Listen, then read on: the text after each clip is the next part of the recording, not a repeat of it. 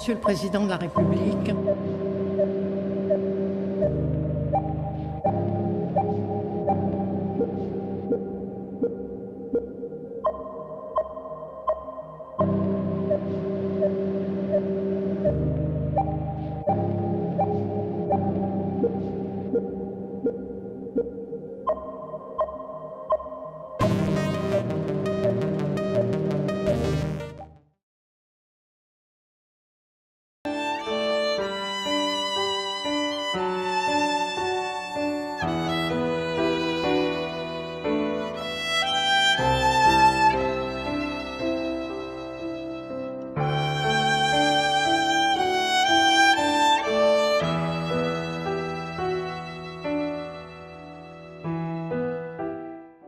je le dis avec toute ma conviction, l'avortement doit rester l'exception, l'ultime recours pour des situations sans issue. Aucune femme ne recourt de gaieté de cœur à l'avortement.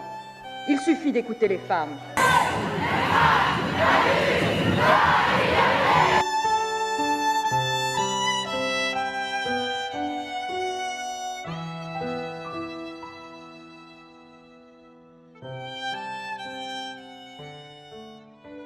frères dans le passé, frères dans le présent, frères dans l'avenir. Fraternité et avenir, sous l'égide de ces beaux mots qui ont naturellement chez vous, je suis fier d'être reçu par votre compagnie.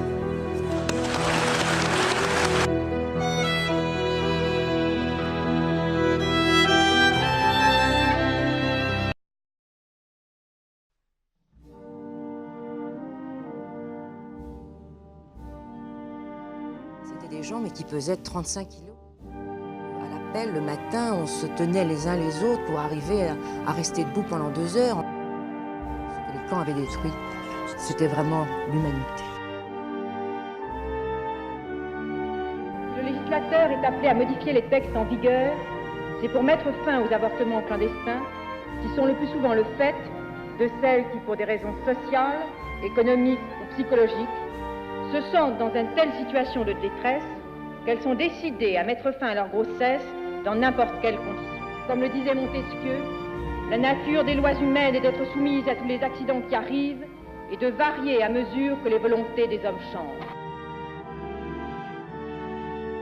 Je pense qu'il y a un goût de la vie, un amour de la vie qui est une chose importante et qui fait qu'on a envie malgré tout de surmonter les choses. Et puis, je pense que cet amour de la vie, au fond, c'est justement ma mère qui n'était pas gaie, mais c'était quelqu'un qui nous a donné tellement d'amour. Je crois que ça, c'est très important.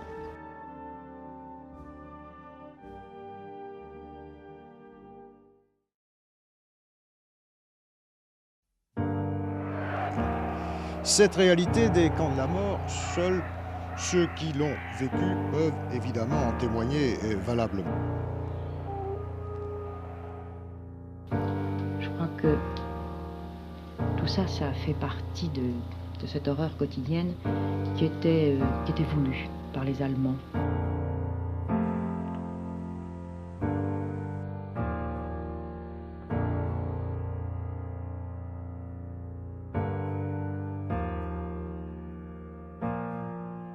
Mais nous ne pouvons plus fermer les yeux sur les 300 000 avortements qui chaque année mutilent les femmes de ce pays, qui bafouent nos lois et qui humilient ou traumatisent celles qui ont recours. C'est un très grand honneur que vous m'avez fait en m'appelant à la présidence du Parlement européen. Depuis que vous m'avez fait ce très grand honneur de me convier à frapper à la porte de votre compagnie, qui s'est ouverte aussitôt, la fierté que j'éprouve ne s'est pas départie de quelques perplexités.